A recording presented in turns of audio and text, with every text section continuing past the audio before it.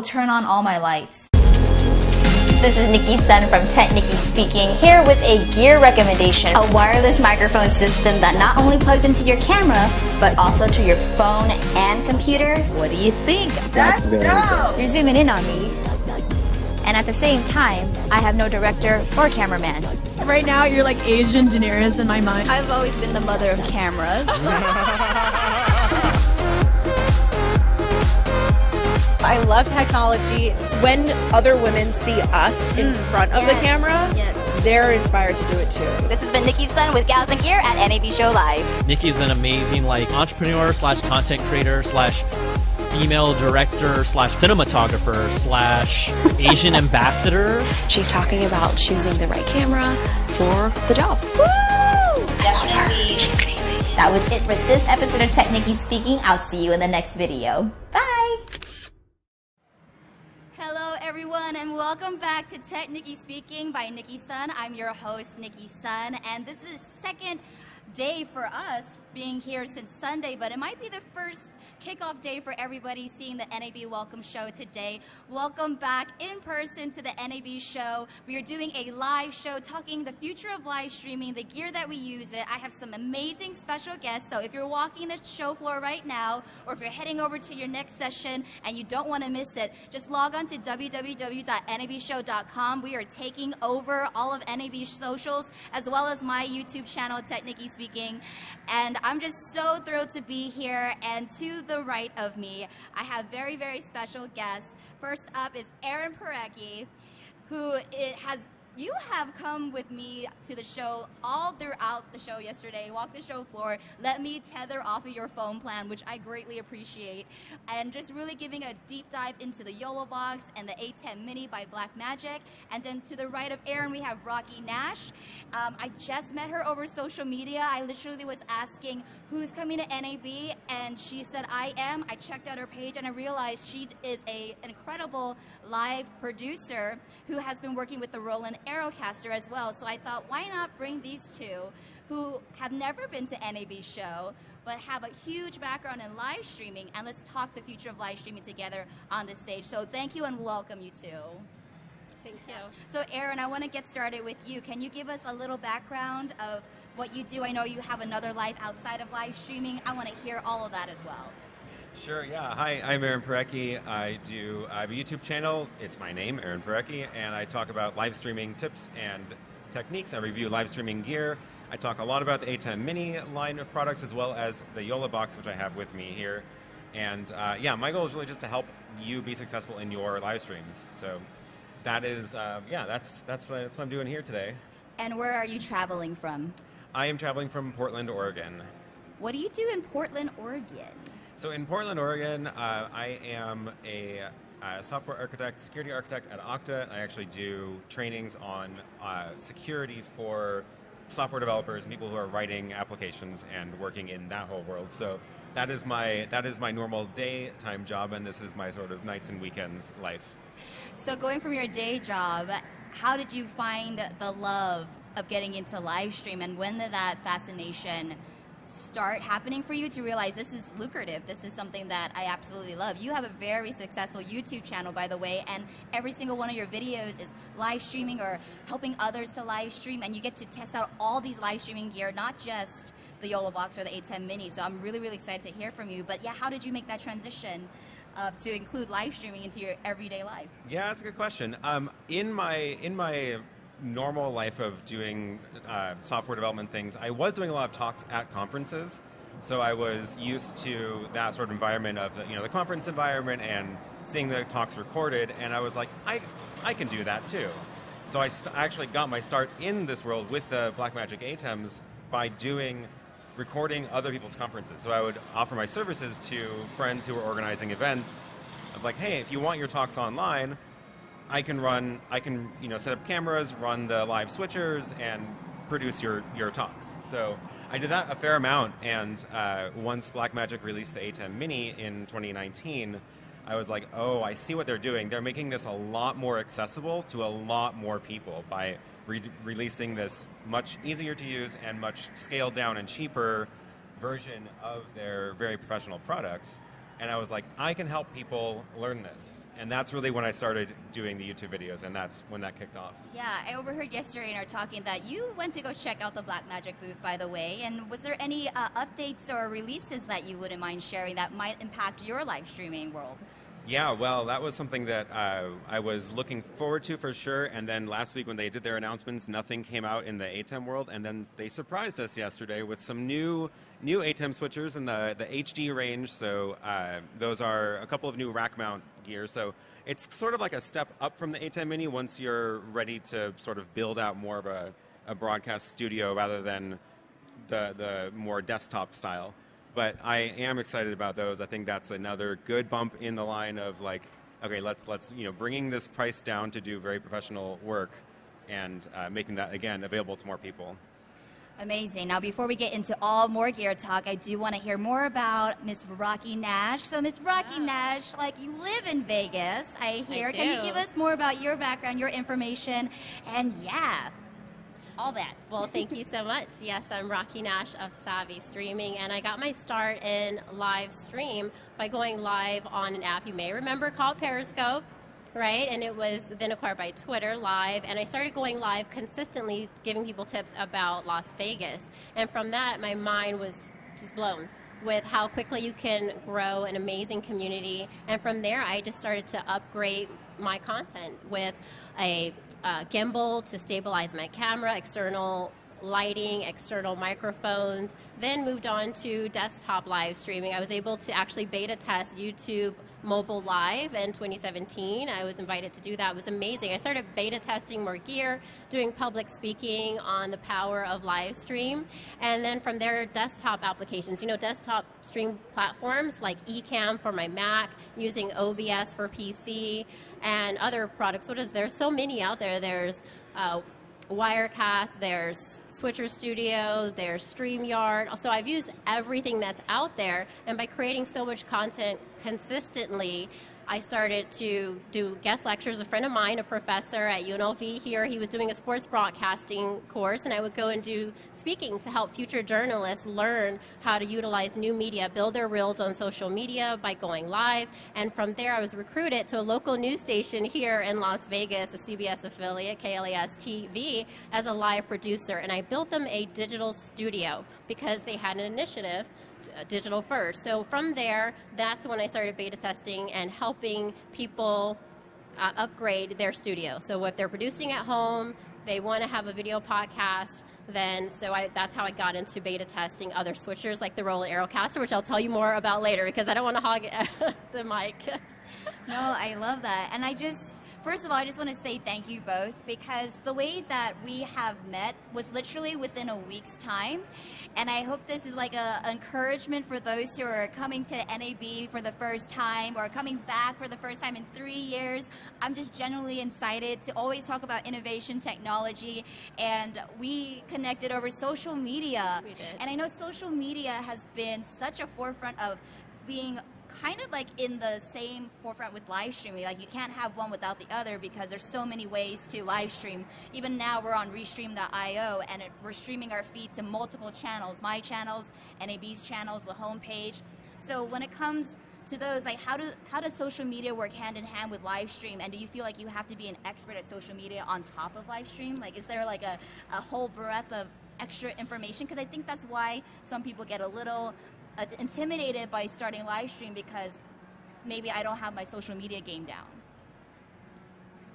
I'm going to give this to you because I'm terrible at social media. I do not claim to be a social media expert by any stretch of the imagination. Right. I have an Instagram, I have a Twitter, and I put things on them, but I don't say I have a good strategy for it, so I would love to hear from someone who knows more. All right, I wouldn't call myself a social media expert either, but I do know the power of live stream because for years I had less than 1,000 subscribers, even on YouTube, right? Social media platforms. But the impact that live streaming can make is that if you go live consistently about any topic, you can grow an audience that will follow you and that will cause brands and companies to notice you. So I just went live consistently and made sure that my titles were good and that they were hashtagged with the topic. And from there, just consistently posting until you figure everything out. Just start. Any platform, go live consistently on it, establish yourself as an expert, and anything is possible. I mean, look, I met you on Instagram DM, right? And now I'm meeting Aaron Parecki. That's amazing. All from someone who used to live stream only with their mobile phone, and then eventually being recruited into television news, and now starting my own company, Savvy Streaming. That all started from consistency. I never had a specific strategy except for just being consistent. I love that. And you said as you got more into live streaming, you started with phones, but is it any situation where either of you utilize your phone still in your live streaming, or do you feel the need to move into bigger and bigger equipment and camera gear? Well, when I was doing a lot of the conference recording stuff, I would, for the bigger conferences that are like multiple days, I would bring in multiple DSLRs or camcorder style cameras and rig them all up. But then I started also doing some smaller events, like evening events that are just a couple hours, and I was like, this is just way overkill, and it's just too much work to spend an hour to set up for an hour shoot and then an hour to tear down. And that's when I started looking for even smaller and smaller solutions, including using smartphones as cameras for those. So I was a big user of the Sling Studio a while back because that was one of the easiest ways to get a wireless phone as a camera into a video switcher. And I was a big fan of that. And, smartphone cameras weren't great 5 years ago, but they were good enough for sort of like set the stage. We're at a conference, big wide shot, and then you have like the one good camera for a close-up, right? So I was mixing and matching them quite a lot. And in the meantime, smartphones have gotten a lot better now, so there's a lot more opportunity there. Yeah. How about you, Rocky? I know that you use a lot more mobile phone technology. I agree that there are instances where a mobile phone and keeping your gear kit as light as possible is important. But like even just recently, I live streamed with just my mobile phone. I went back to the past out in front of the Bellagio fountains when BTS debuted their new song, Butter and Dynamite, on the fountains of Bellagio. And that was just using my phone. And within less than an hour, 1,500 people had subscribed to watch that stream. I couldn't bring my professional camera and microphone gear. I didn't have a friend with me, but I just stabilized my phone and streamed, and that was enough. Other times, like Aaron was saying, you can go live now with your smartphone, and the quality of it is amazing. Like even with the Roland AeroCaster switcher, I have a client that I helped build a studio. She had a at-home cooking show using only smartphones, so up to 4 smartphones to provide multiple camera angles for her broadcast. So it just depends on the situation. A phone is perfectly fine, multiple phones are fine, and professional cameras. Start with what you have and go live. I'm going to keep saying that, right? Yes. Yeah, just go live, just start. Yeah, well, beyond knowing the gear, you both are on-camera personalities too. So, you're having to navigate both being on camera, the presentation, everything like sounding right, which is a lot of extra gear. On top of that, I mean, as a one-woman band as well, it's like we have to worry about being both in front and behind the camera. So, what are some tips that you've gained in the years that you both have been doing live streaming, both on camera and behind the camera, when you're a one-person team doing live streaming? Yeah, it's a good question. I am surprised to find myself on this side of the camera, frankly, because I always thought I was only the person that would be behind the camera. But I realized that I was doing a lot of presentations in front of people for work anyway, and that's almost the same thing. And then just practicing that and getting more comfortable at it. And I also always used to hate the sound of my own voice in recordings, and I would hate listening back to it. Everybody does, right? And it would drive me absolutely nuts trying to edit my own videos because I did not like to listen to myself. And I was just like, well, I have to get over it, right? And the way to get over it is to do it and practice. And now I don't care anymore. Now whatever. Like, sure, maybe I don't sound as good as I would like to, but I don't care anymore. I just do it. So when did that point of not caring happen? It was a slow process, but it was just after having done it a lot. So having edited a bunch of videos on my own channel, having listened back to my own presentations I gave at conferences where I'm taking notes about like what to do for the next one. Just practice, yeah. Yeah. How about you, Rocky? Any tips? I agree with Aaron, and I know none of us like listening to our own voice, but You're amazing. I watch your content, both of you, and I like listening to. It's really about the content, right? We go live for our audience, and if they care about the content, even if they're not expecting perfection from a live stream. Even if we prepare and we practice, things will go wrong, but that authenticity, that's what they fall in love with. That's how they connect with you. So, but for me, just the basics before you invest in, the awesome software and hardware that we're going to be talking about more throughout the show. Lighting, even if it's just your window lighting, make sure that you're facing a window for good lighting. Make sure your audio is good, because people will endure okay video, but audio they will not. So just have good audio when you can finally upgrade. I just have little wireless Rhodes Goes, or just plug in a lavalier, things like that. But going live, consistency, you'll eventually get comfortable on camera. Those are just the basic things, I would say. Yeah. Wow. I would say, for those who are maybe considering live streaming, but it's like, wow, it's a whole production, maybe a whole chunk of my time. Why should I care about live streaming? Why should I invest in live streaming? I think with your experience in live streaming, I'd love for you to address that question for our viewers who are like, why live stream? Is it worth my investment? Is it worth my time? I've been enjoying it as a way to both practice my own skills in streaming so that I can, one, there were no conferences for the last 2 years, so I wasn't able to go and sort of do the live streaming out in other people's events, so I was doing my own events as a way to just keep up with the skills and keep up with the gear. But no, I think that now I lost my train of thought. What was the question? Why live? Why should anybody? Why live? I think it's a good way to get. It's a different way of working with video than fully edited videos, and I think there is place for both, because I do appreciate watching edited videos, but I also appreciate watching live. And I think for the live aspect, it's really about the community. So it's really about engaging with the audience, having a sense of community that you're building, and having those people. I have a lot of regulars who come to the stream every week, and it's really nice to see everybody in the chat. It was a great way to have a regular event that we all sort of go to virtually for the last 2 years. So I think it's really about just engaging with people. How are you, Rocky? Same. I love Aaron's comments. I'm in your chat too.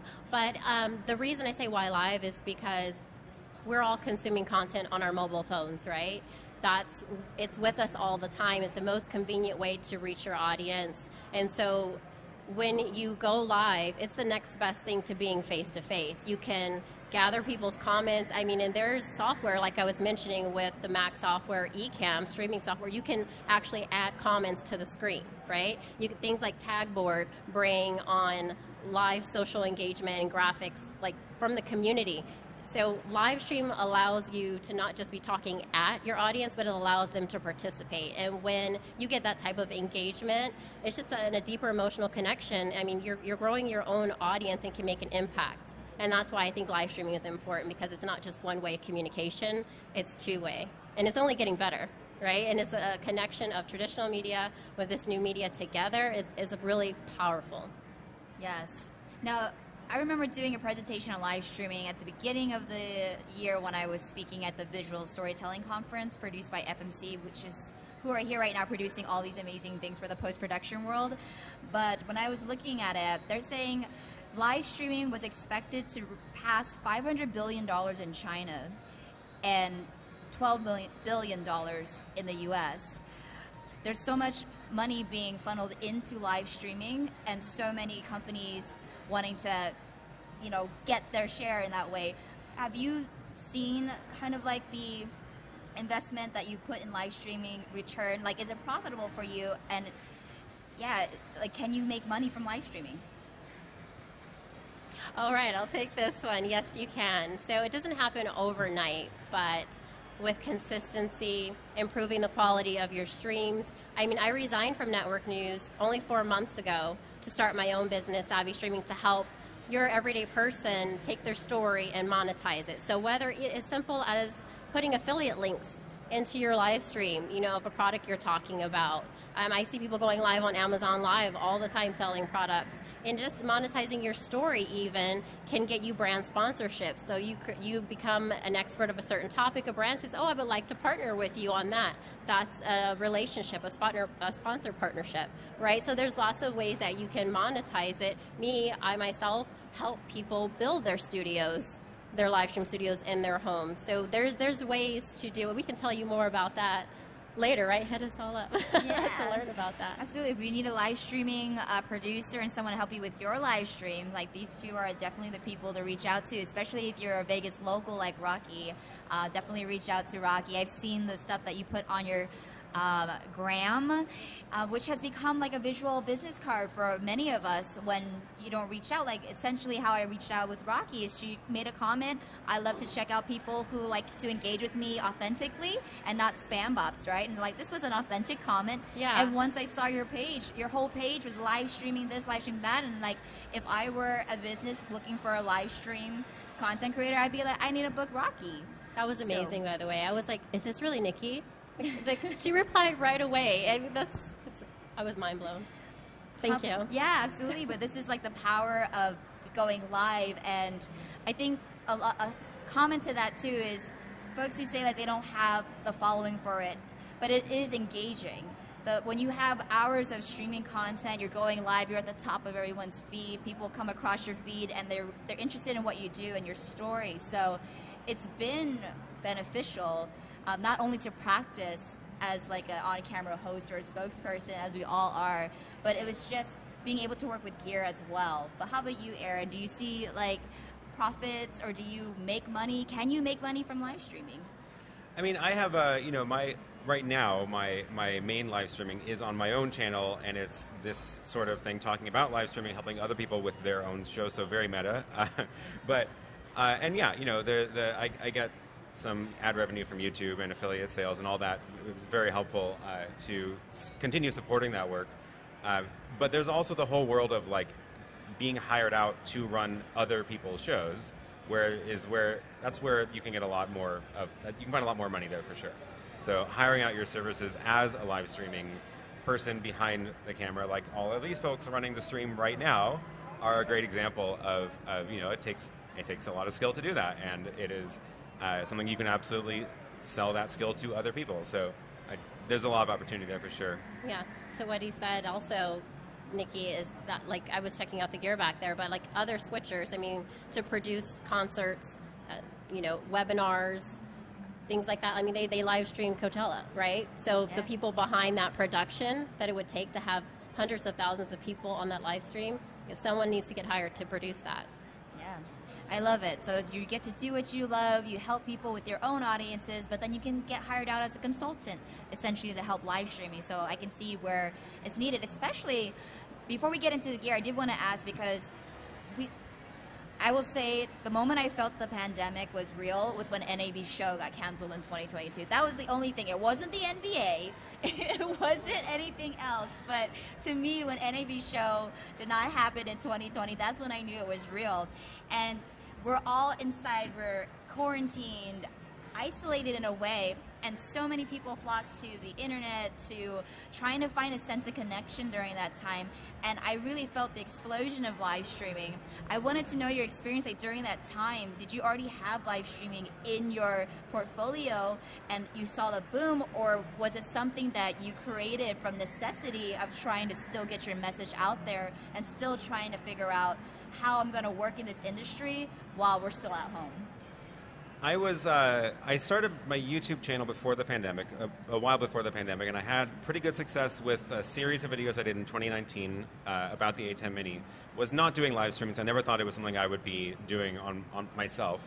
And I also travel a lot for work, or did travel a lot for work, and was on the road probably about 80% of the week at that point. And there was also, you know, there's just no way to build in any sort of regularity when the travel is that much. So right when everything got locked down in March, that was when I was like, oh, well, I'm not going to be traveling for a while.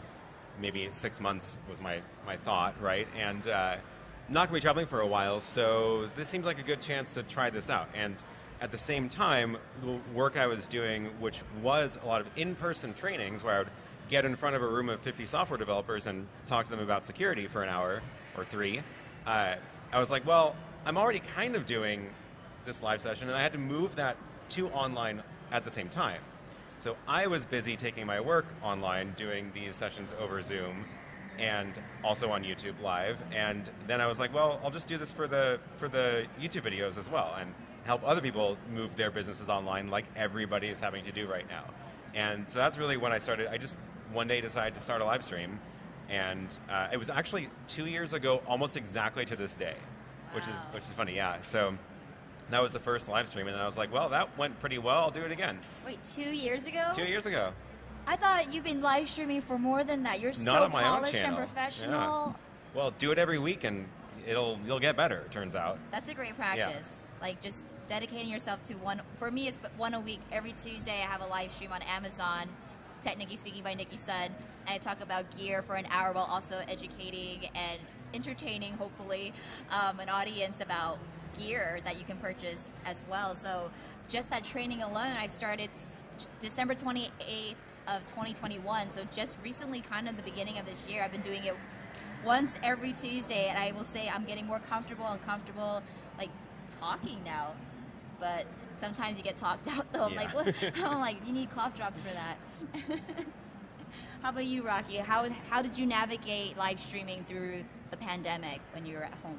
Well, I had been live streaming before I even worked in network news, so I had already had a live stream channel, but it really just expedited my upgrading my own studio. It was like, okay, wait, this is proof of concept. Like, this is going to be necessary. Like, this won't, I know the pandemic won't last forever, but it definitely proved to me the importance of live stream, and it affected me because at the time I was actually working here at a local television news station, and that was an essential job to have as a live producer because anchors were going live from their homes.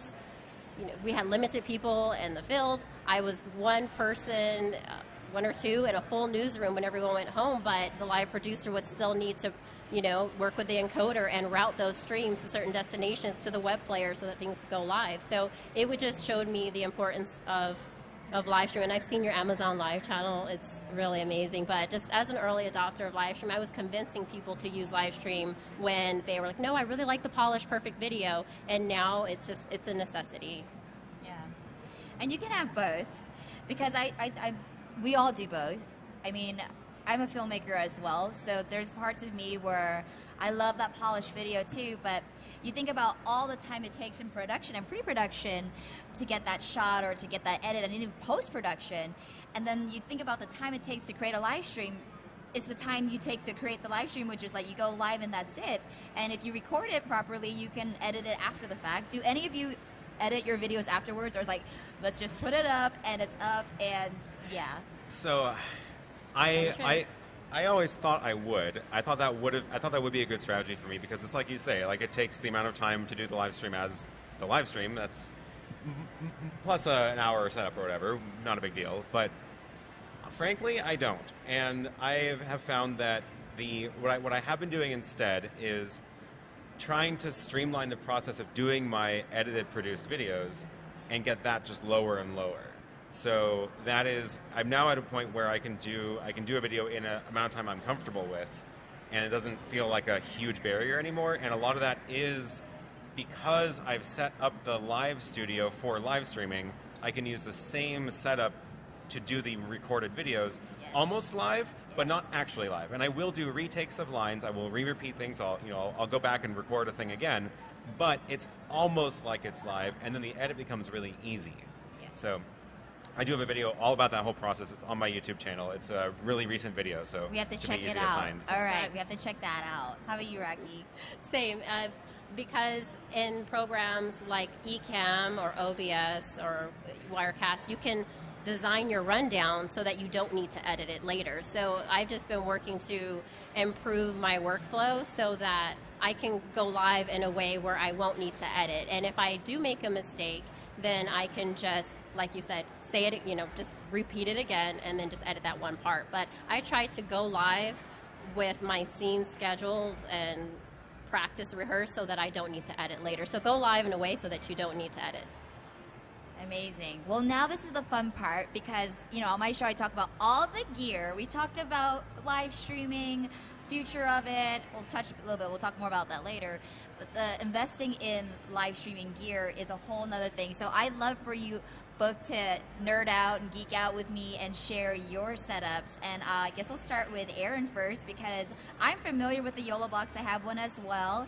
And your company, this is how we actually met. I was online and we're in the same giveaway. YOLO Box is giving away a $3,000 live streaming setup. So I believe the giveaway is still available until the end of this month. So it's on YOLO Box. But it's like a $3,000 package of your own live streaming gear. So if you want to create your own live stream studio, enter that giveaway. But we connected because I saw this cool cage and my YOLO Box didn't have one. And I realized you actually create these cages through 3D cloud printing. So can you tell us more about your company, when you started, and also about this amazing rig you have set up? Sure, yeah, this has been a fun project too. So I have these cages for the YOLO box as well as the ATEM Mini line, and this is something that I got into about a year ago. Decided to mount, I wanted a way to use these things and the ATEM better than just sort of putting them on tripods and things. So I want to be able to attach like a camera to the top of it and that kind of stuff. And I was like, I'm just going to learn 3D modeling finally and get a 3D printer because I feel like it's something I should know how to do. And spend a couple of months figuring it out and learning the whole process, and then produce the first ATEM Mini cage.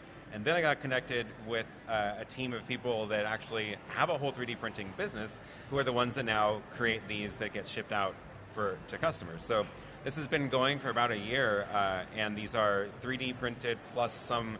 This top bar is actually aluminum, so it can hold a lot of weight on top, which is nice.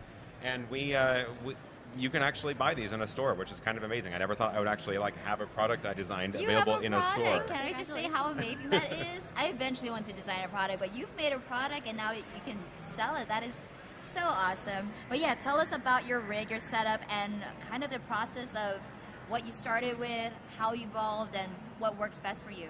Yeah, this is what I've been wandering around here at the show with. This is the YOLO Box Pro and the cage that I designed. And this is the Sony ZV-1 little baby camera up here, which fits nice on top. And then this is what I did live stream from this yesterday at the booth during my normal live stream time. I couldn't miss a week, so 10 a.m. Sunday I had to go live from the show. And I only have one camera plugged in here on the stage here, but I also have a wireless camera that I use with it. So I plug in the wireless receiver. It hangs off the back of one of these little cold shoe mounts here, and then the wireless receiver plugs in here, and I can switch between the main camera, which I'm usually staring at like this, and then the wireless camera, so I can point at this or other things I'm looking at. So that's really why I made this cage, so I can attach all the things to it. When I was using the wireless mic, so this is a little on-camera mic, but I also have a wireless mic with it. The receiver attaches down here. I can put lights on the side. So that ends up being a nice little portable kit. And this is what I take when I'm out traveling, because this is the bare minimum version. And even with the extra camera and the lights, it's not that much additional gear. And I don't like to pack a lot of stuff when I'm traveling. So I really like just having this all small and compact. And yeah, this is what I've been using when I'm out and about. So for those of us who don't know what the YOLO box does, can you give us more information about what is this machinery that you have with this camera that you bring around that makes it possible to go live? So yeah, when YOLO Live first reached out to me a couple of years ago when they launched their first version, they sent me that one to review, and I took a look at it. I gave them a lot of feedback on it, and over the years, they've been working on improving it, and it is really a all-in-one live streaming kit. Like, it really is. It's a monitor. You can see this. I think the screen's on. Yeah, and it shows you the camera. You can plug in multiple cameras. The Pro has 3 HDMI inputs, 1 USB webcam, so you get 4 things you can connect in there, and you can switch between all the different angles. You can add graphics from this, so you can load in your own show graphics. You can create lower thirds. This will actually then go and push a stream out to YouTube or multiple platforms. You can stream to multiple locations at the same time, all built in. Connect your wireless microphones, connect whatever. It's really an incredible little thing. And like I said at the beginning of the show, I do use the ATEM switchers a lot, but I'm not about to take my whole ATEM rig traveling to these kinds of shows, because it takes a lot more gear to make that stuff work portable. So that's why I'm a big fan of this, because it's everything you need all right here. Yeah. No computer needed. That's the part where I saw really, really incredible. Like, I see all these other brands too, and they're doing amazing jobs to like make sure that it's also at a value price point too for those who are maybe getting started into live streaming, because when you first start out, when you don't have things like the YOLO Box or the Blackmagic 810 Mini, what might be some suggestions for folks to start their live stream? I think it really depends on what where you're going to be streaming from and what your goals are with it, because there's a big difference between wanting to do a live stream where you're taking something out and traveling with it versus setting up a studio at home. A lot of different considerations I would think about there. But if you're looking for free options, there are a lot of good free options now too that you can do with smartphones or with apps on your computer. But I really like moving it into external devices, so I don't have to have a computer with me to do this, which is where this comes in handy. And this just makes it very portable. Yeah. And with your rig that you've designed, you can literally rig up like as many lights and stuff as possible. Yeah. So that's really, really cool. Oh, I love it. Okay, Rocky, wait, Aaron, have you seen the Roland AeroCaster at all? I've just barely seen it. Okay, so this is a treat because we both have not seen the Roland AeroCaster, and Miss Rocky has a hand on one, so I'd love for you to show us. Yes, by the way, thank you, Roland, because I literally had just attended CES and heard it was released and it wasn't available yet, so I just reached out and said, can I please beta test that? I have a client who may need that. So what the Roland AeroCaster is, I don't know if the camera's here, but it is a wireless switcher. So I'll just bring it to the middle just a little bit so you can see it, but it's so tiny. It's very, very lightweight. Yeah, so it's a switcher, and what it allows you to do is to take the devices you already have to go live. So with this switcher, you can take up to 4 smartphones, whether it be iPhone or Android, connect them to your iPad on the same Wi-Fi, and they'll just pop up similar to how on Switcher Studio or YOLO Box, like how anything wirelessly on the same network will connect, right, as a camera source. And from there, I don't wish I could hold it. You can also connect, so there's 2 audio ports on the back. So they're XLR inputs, 2 of those. There's a line in as well. So if you want to have background music from your iPhone, and then that's a speaker output. But the really cool thing about it is that the companion software is completely free.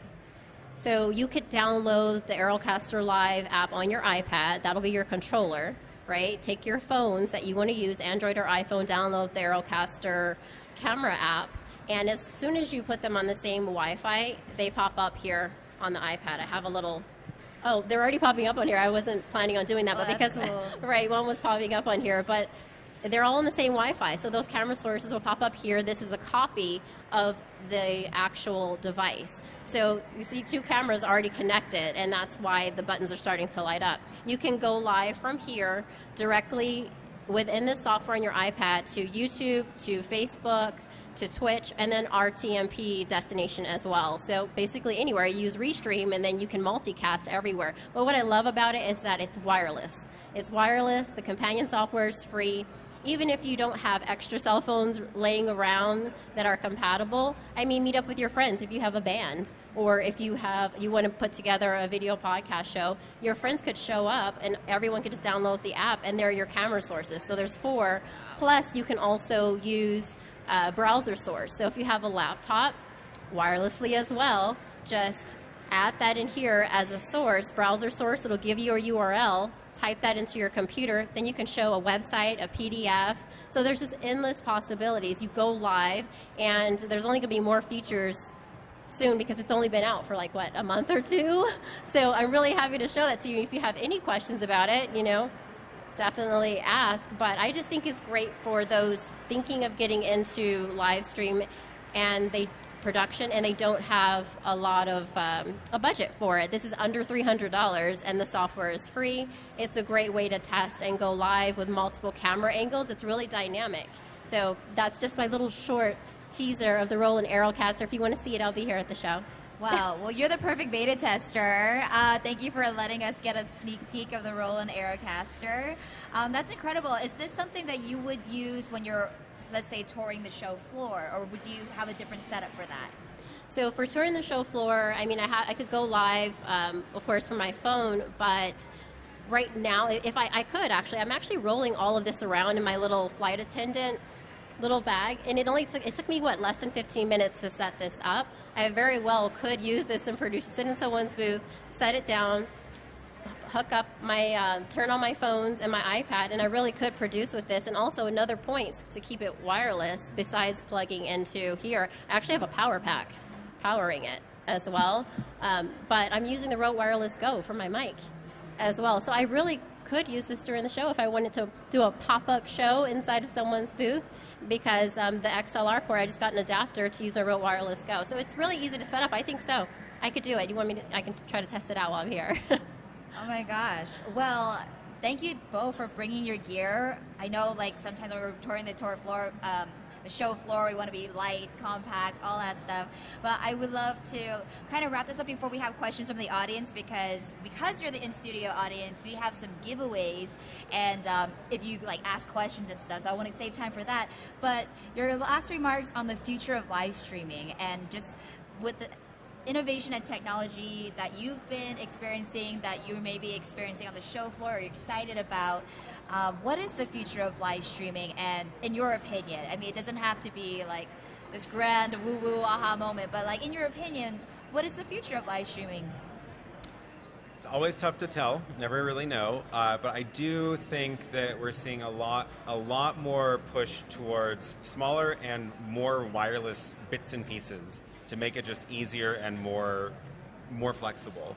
So like the wireless HDMI technology has gotten so much better in the last 5 years, and wireless microphones have gotten so much better, and it really is possible to do this stuff really without a lot of wires and bulk.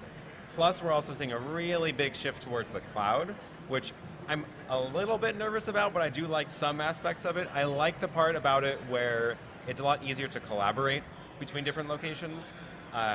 But I do like having hardware for like the actual sort of the bulk of the work. But I do like, yeah, the cloud style of like bringing in remote guests. That's a lot easier now than it used to be a couple of years ago. So I think that's a lot of where things are headed. Gotcha. And what was the part that you're fearful of, though? Well, I'm a big fan of hardware. I like the reliability and stability of having the stuff locally, which is, again, why I like this thing, because all the work happens here except for the final leg of the actual live stream itself.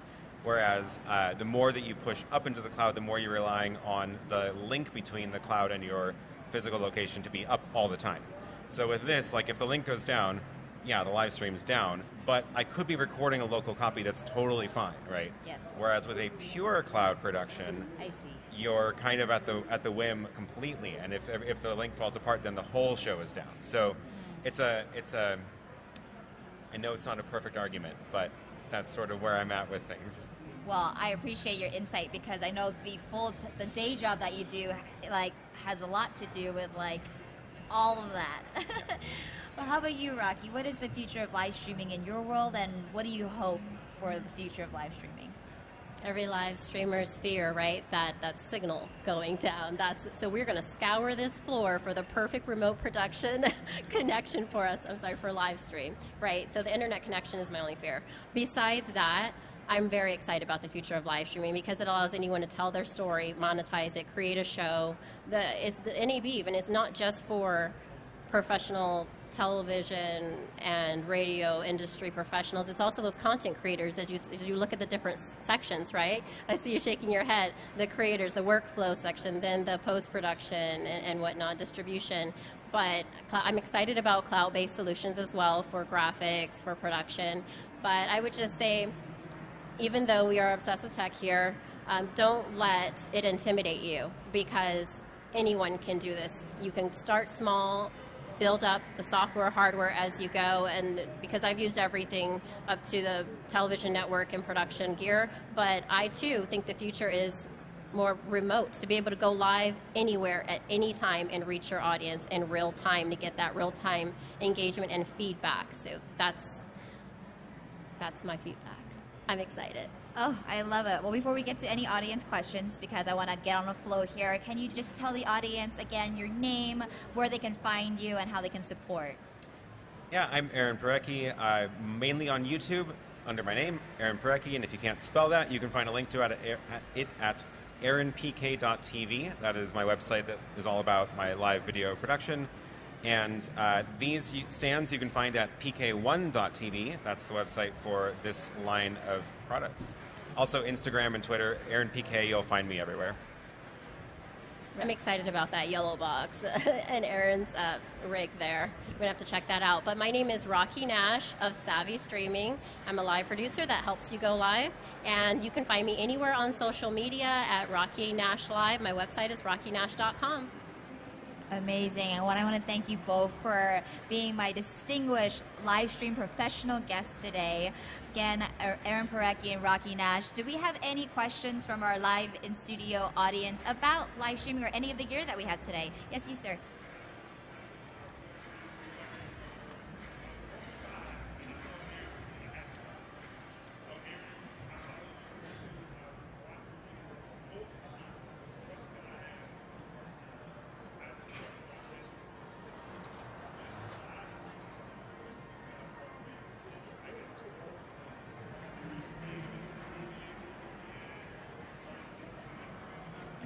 So the question was, just for the viewers at home, is what live streaming software do you recommend?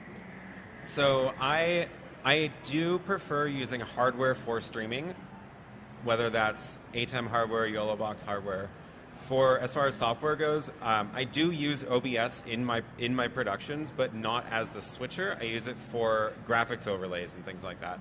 And one of the nice things about OBS is that it is free. And it can do quite a lot. So it is a really good way to get started if you have a computer and want to grab a capture card for it. You can do a lot with OBS, and it's a really good way to start. And I mean, a really good way to just keep going with it. So that is probably my #1 recommendation, just because it's free. I have also used Ecamm a bit, and I do like what they're doing with it as well for making it very easy to do a lot of the multicam and graphics stuff.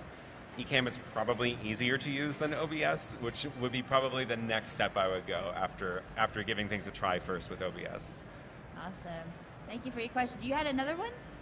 Oh, okay. Oh, I would agree with Aaron, and he's a pro for sure. And I've also used the ATEM Mini, which is great. And when you're using hardware, I did start on OBS, but it all depends on the operating system you're using. So if you have a PC, definitely start OBS because it's free. But like you said, it's a little more difficult for some people to learn. But I've learned a lot from help menus. But if you have a Mac computer, I absolutely recommend you start with Ecamm, or if you're looking for something like StreamYard, you could also use. So that's very, very easy. I'm trying to think in order of what's the quickest, easiest to use if you want to build a rundown. There's StreamYard, Ecamm for Mac, OBS for a PC. And there's more, but I'll tell you later. Amazing. Was that your question? Do you have one more?